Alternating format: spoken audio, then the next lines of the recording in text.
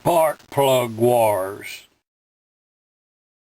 As you can see, in just a very short time, we have produced, well, here's 3 completed sets of wires for the Maytag Twin.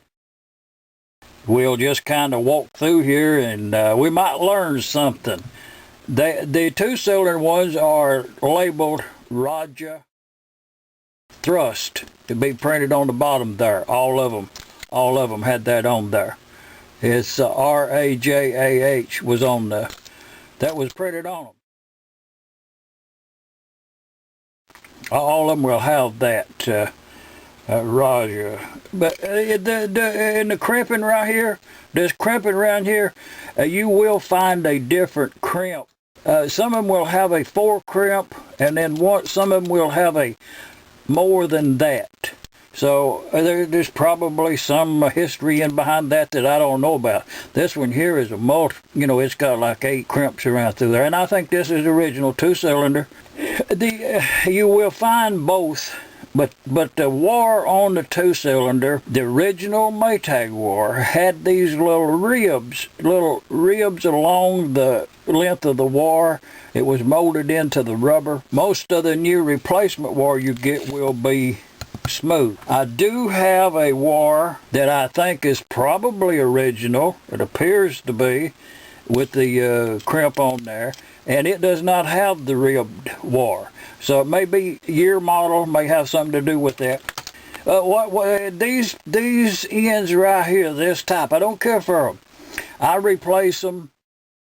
And this is, if you're doing a restoration, then you would want to use this end here as opposed to this one. This is a metal end, which I like to use on the 2-cylinder. They're new, and there is a supplier in Gas Engine Magazine, also available from the same, which have had these listed in there for years. They're easy to procure. Just send yourself an order in. These are a good replacement for the 1-cylinder.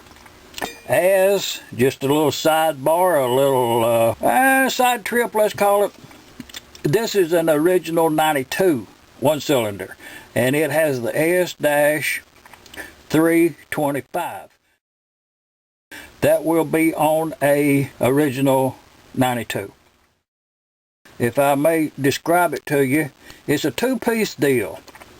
This collar is affixed to the forked part with a little rivet deal right in there. If you take several of these apart, if you take several of them apart, it'll be corrosion between there. Then they folded the wire over, bent it back, put it in there, crimped it up, so these were not soldered.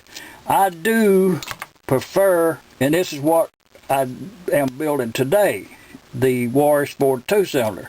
This is the outcome of that. And I do prefer to solder all.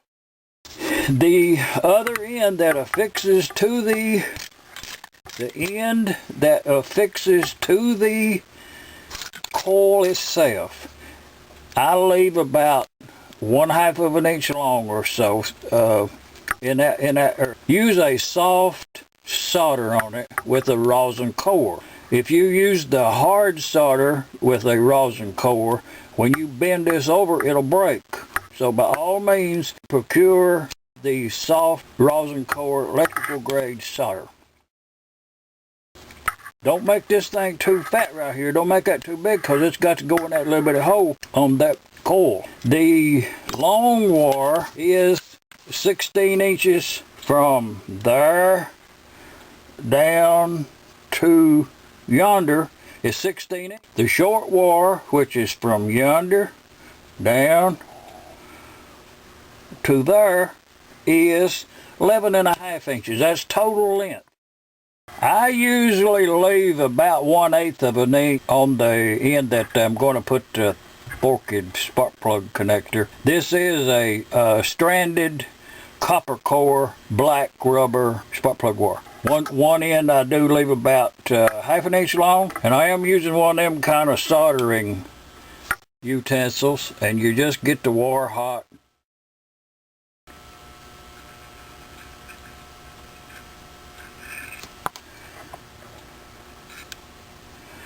And that's all there are to that.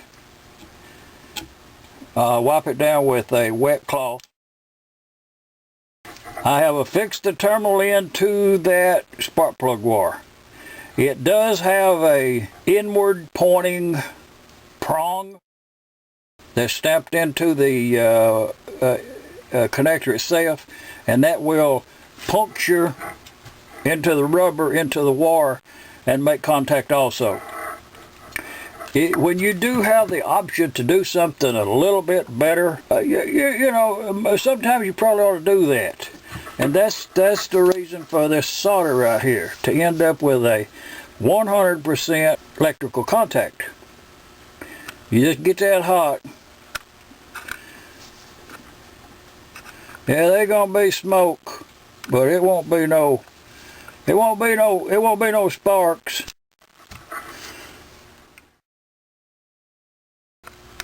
Solder that as so. Now we're finished with that. That's completed. I'm going to wipe her down with a wet cloth. Okay, that's the finished soldering. That's the way it should look. When you're going to put this end onto the spark plug wire, you just kind of put it in there at an angle like that to let that wire stick through on the other side, and then take it on the workbench and bend that over with a pair of pliers.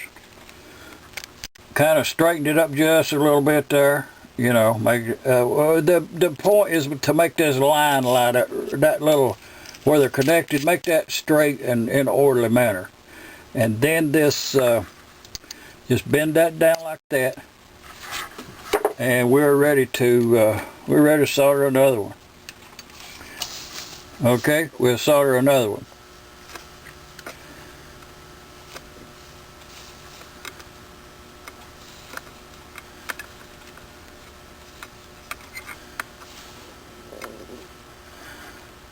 Okay, y'all see that? That's good. A good solder joint will not have any dry edges where it meets the metal. Will not have any undercut, you know, it will be a real smooth, glossy, shiny surface. It won't be dull and crackly looking. That's a good solder joint right there. We're going to wipe her down.